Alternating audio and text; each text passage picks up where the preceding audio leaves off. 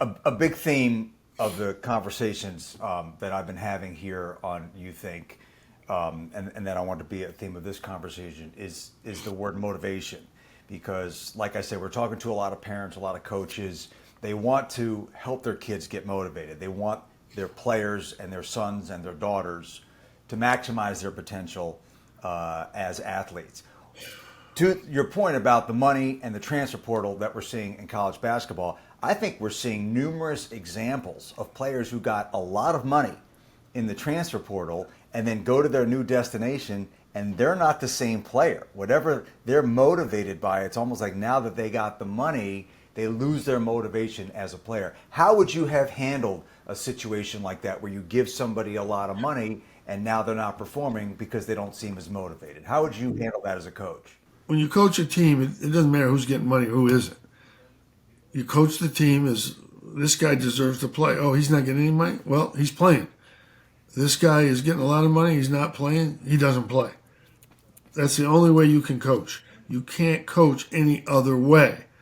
And it's the same professional sports. Some guys get a whole lot of money.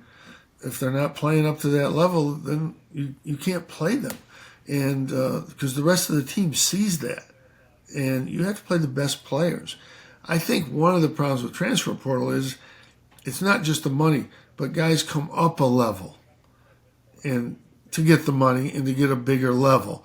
And they're just not that good. It's a different level. They can't play at that level. And it's not necessarily motivation. You know, motivation, the best players are self-motivated. You don't have to do anything with them. Guys that aren't as motivated, you have to push them as hard as you can. That's why a coach like, Bob Knight, Coach John Thompson, they push people as hard as you can be pushed.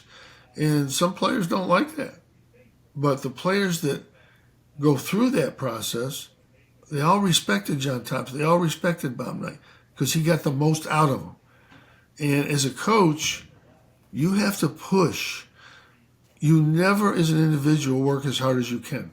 I don't care if it's you, me, any player. Every player thinks they're working hard. But we see them one day when they work at a certain level, and the next day they're down here. And we see that, and we tell them, and they go, no, I'm working just as hard as I did. No, you're not. So you have to, as a coach, one of your primary functions is to push guys outside of what they think they can do, where they don't think they can get there. And that's what good teachers do. That's what good coaches do. You can always work harder. I've only seen two guys or so that worked to their maximum. Kobe Bryant was one. Michael Jordan was one.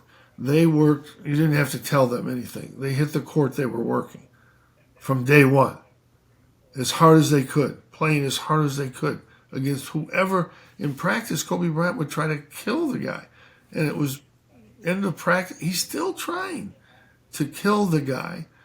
And you can't, I wish I could teach that. I mean, I try to get guys to go. And Kobe pulls guys up to that level. When he came with our Olympic team, he pulled LeBron James and Melo and those guys up to his effort level because they were young players and they weren't used to that.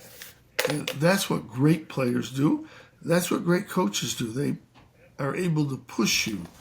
And sometimes it's tough love. Sometimes it's a little bit maybe just psychological stuff. But you have to be pushed.